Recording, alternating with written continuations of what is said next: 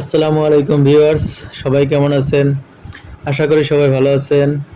আজকে আমি আপনাদের সামনে নতুন এক ভিডিও নিয়ে উপস্থিত হয়েছি। আজকে আমার ভিডিও টপিকস হচ্ছে ছাগলকে খাসিকরণ পদ্ধতি।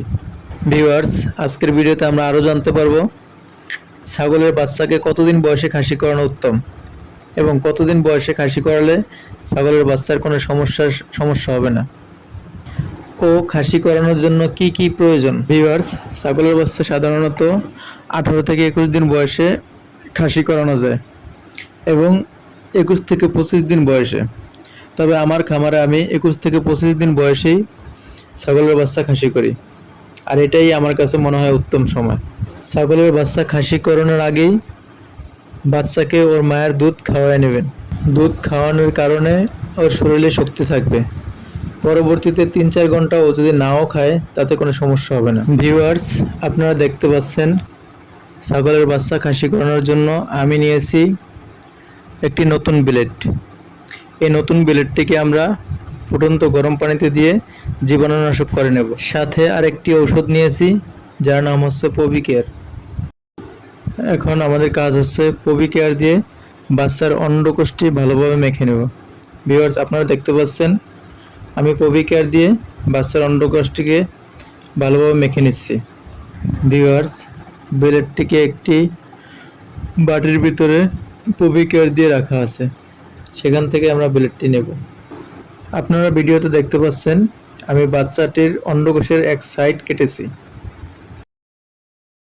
ওই সাইড ভালোভাবে কাটার পরে আমরা অন্ডকোষটি আস্তে আস্তে বের করে নিচ্ছি। বাচ্চাটা একটু লাফাবেই, কারণ ও তো ব্যথা পাইতেই আছে, এটা স্বাভাবিক বিষয়। হয়তো ওর কাছে অনেক ব্যথা লাগতেছে, কিন্তু প্রকৃতির নিয়ম অনুযায়ী আমাদের খাসিকরণ করতে হয়, সেই কারণেই করতেছি। আমাদের কাছে খারাপ লাগে। ভিউয়ার্স, আপনারা দেখতে পাচ্ছেন আমি অন্ডকোষটিকে একসাথে বের করে নিইনি। প্রথমে আস্তে আস্তে টেনেছি, পরে একটু জোরে টান দিয়ে বের করে ফেলেছি। প্রথম সাইড কেটে অন্ডকোষ বের করার পরে এখন আমাদের কাজ হচ্ছে দ্বিতীয় পাশের অন্ডকোষটা বের করা। এটার জন্য আমরা আগের মতোই অন্ডকোষের পাশে ব্লেড দিয়ে কেটে তারপর অন্ডকোষটাকে আমরা প্রথমে আস্তে আস্তে টানবো, পরে একটু জোরে টান দিয়ে বের করে ফেলবো। এতে কোনো সমস্যা হয় না। অন্ডকোষের সাথে কিছু চর্বিও বের হয়ে আসতে পারে, এতে ঘাবড়ানোর কিছু নেই। আপনি চাইলে চর্বিটা কেটেও ফেলে দিতে পারেন, আর না চাইলে চর্বিটা ভিতরে দিয়ে ভালোভাবে পপিকেয়ার দিয়ে লাগিয়ে দিতে পারেন। ভিউয়ার্স, এখন আমাদের কাজ হচ্ছে কাটা জায়গায় পপিকেয়ার দিয়ে আস্তে আস্তে যে জায়গাটাকে কেটেছেন ওই জায়গাটায় সমানভাবে বসিয়ে হালকা করে হাত দিয়ে চাপ দিয়ে দিবেন, তাহলে লেগে যাবে।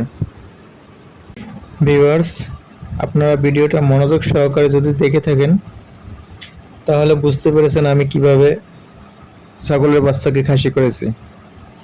আপনারা যদি এইভাবে যদি ছাগলের বাচ্চাকে খাসি করেন তাহলে ইনশাআল্লাহ শতকরা 100%-এর ভিতরে 100%ই ছাগলের বাচ্চা বাঁচবে।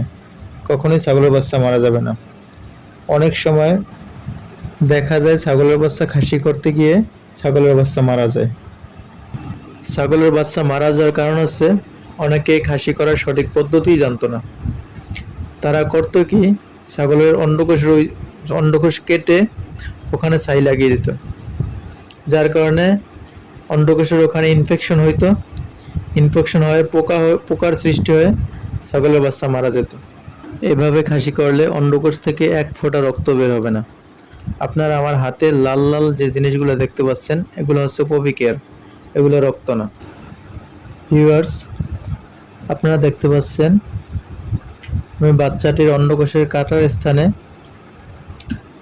ভালোভাবে পপিকেয়ার দিয়ে আস্তে আস্তে কাটা জায়গাটিকে সমানভাবে বসিয়ে হাতে চাপ দিয়ে লাগিয়ে দিয়েছি। লাগিয়ে দেওয়ার পরে আবার একটু পপিকেয়ার উপর দিয়ে দিয়েছি। এভাবে দিলে হচ্ছে কি পরবর্তীতে আর কোনো ইনফেকশন হবে না।